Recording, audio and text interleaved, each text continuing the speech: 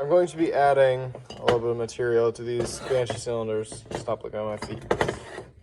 I tried using a low temp aluminum rod, but my propane torch didn't get the cylinder hot enough to bond with the rod.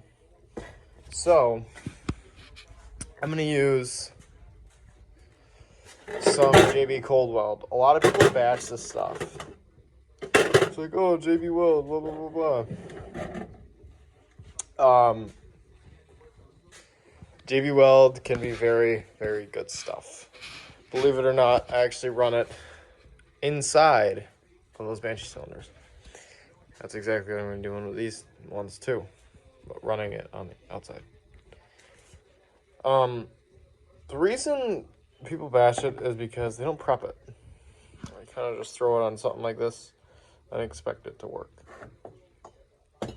Prep is key when it comes to using epoxy, especially in this extent.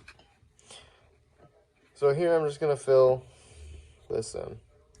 And I'll run you through my process of preparing this. These are just a set of junk cylinders, as you can see. I've just been playing around with them. So, what I do is I use just a set of carbide burrs. Something like that, just to take the paint off. Then I use a ball end burr in corners here. Kind of dig them out a little bit. And in this channel here, dig them out and dig it out. And as you can see.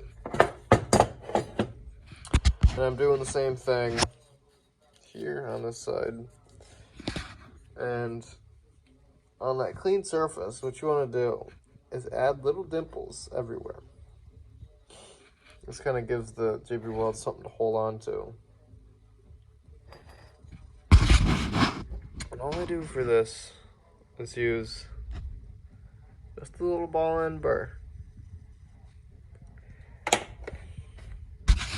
Now, I got the ones that I use to dig these channels out from Matco. They were $120, lifetime warranty, for 8 of them.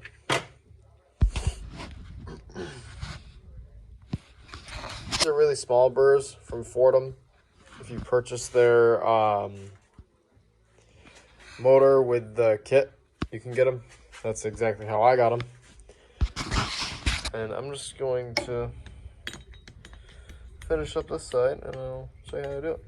And then after that's done, I'm gonna go ahead and run through the process of actually putting the epoxy on here. But instead of on this side, I'm gonna do it on this side. This side's got a big old hole in it. So, as you can see,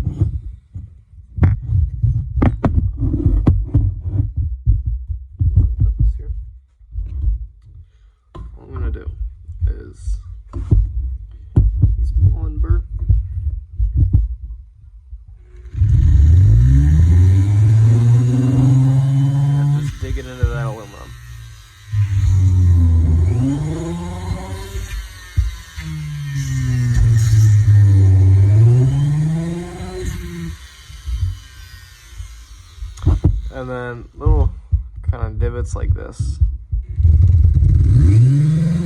like the ones that I dug with the original ball and burr. Kind of just on here and that's it as well.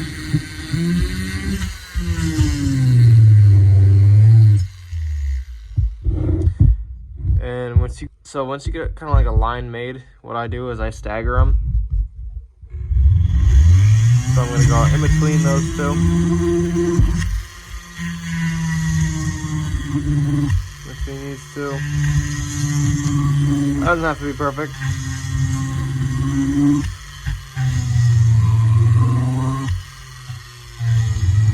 I just like to prep extremely well for these.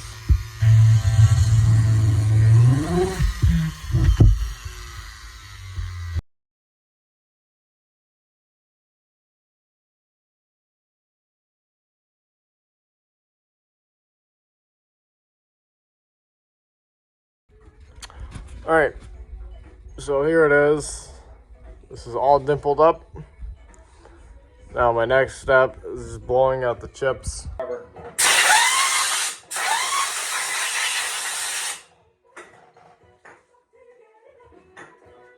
All the chips out of it. Then we come over here to the vise. Then I take my propane torch. Just heat it up. Burn all the moisture out of it.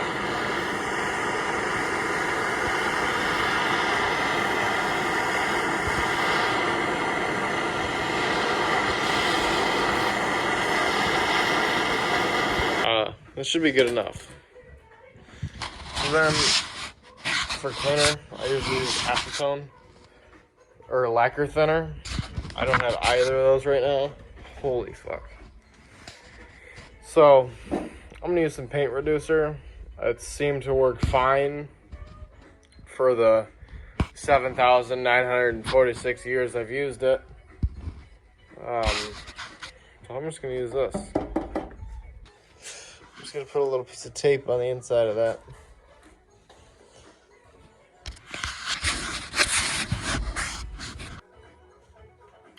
Probably only need just a sliver.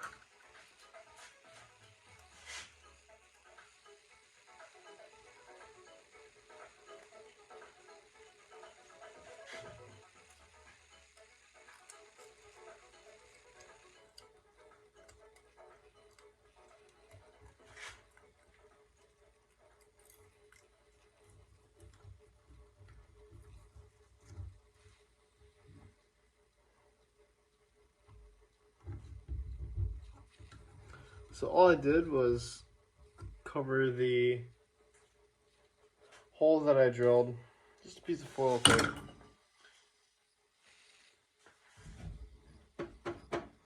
I guess we don't have any Q-tips, so we're gonna find a rag. So I ended up finding something else. I found surface cleaner for paint.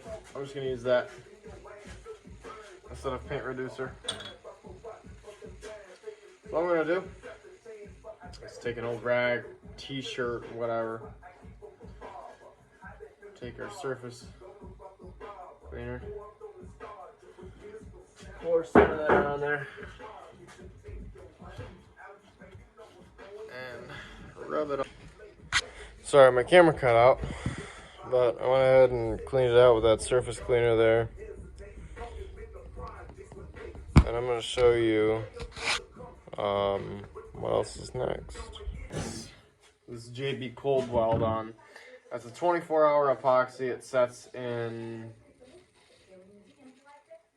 6 to 10 or 4 to 6. I can't remember. But you mix it at a 1-to-1. This shit's great. As long as you prep well. It's never been an issue for me. Always been absolutely amazing. So,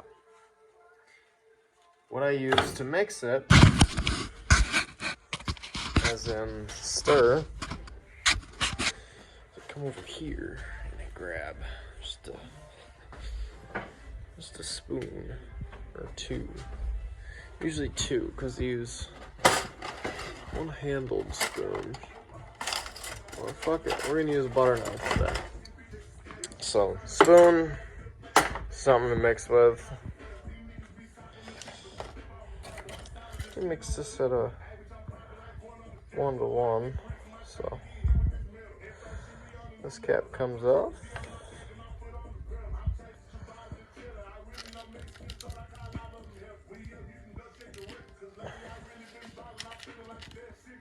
I gotta get some more of this.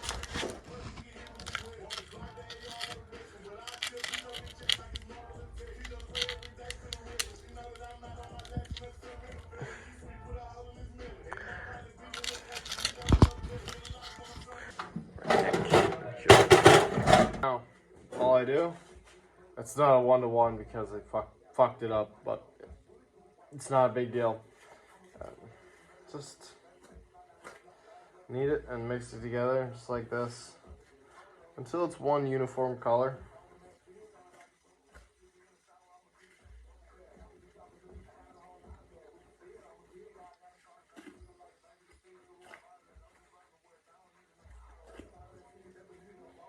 Should be kind of like a darkish gray.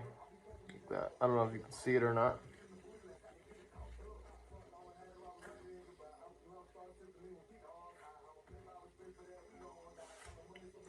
And then what I do with the epoxy plastic roller is I just throw it in the ceiling.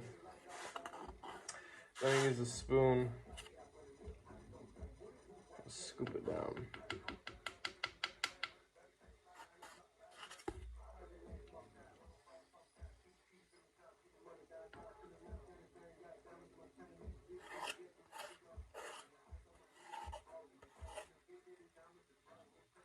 So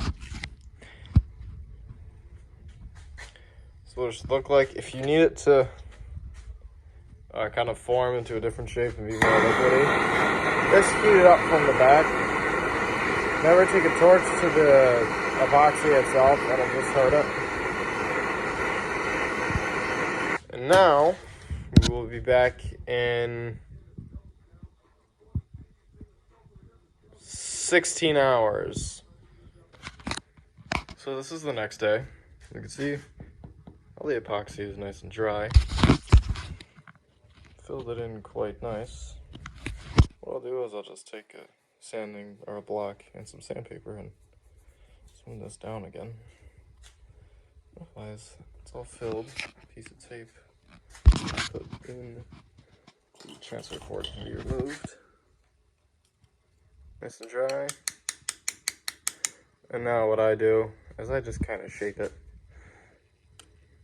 I'll like make a line here, and then we'll grind it, make it all flush, and kind of blend this in here. Just make it look decent. This is how I epoxy cylinders.